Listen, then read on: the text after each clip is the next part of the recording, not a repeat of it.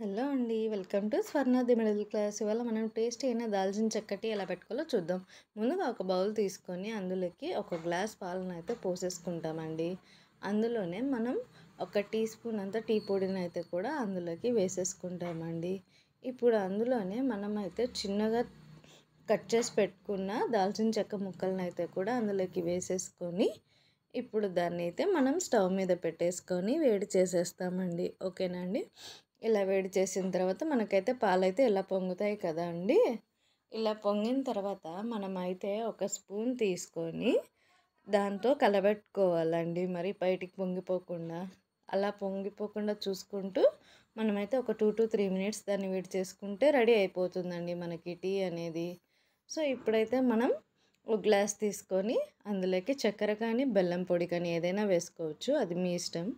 అలా వేసుకున్న దాంట్లో మనమైతే ఇలా ఈ టీని అనేది వడగట్టేసుకుంటామండి.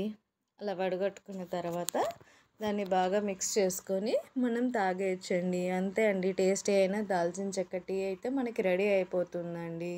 సో ఇందులో మనకి దాల్చిన చెక్క వేసుకుంటున్నాం కాబట్టి హెల్త్ బెనిఫిట్స్ కూడా చాలా ఉంటాయి.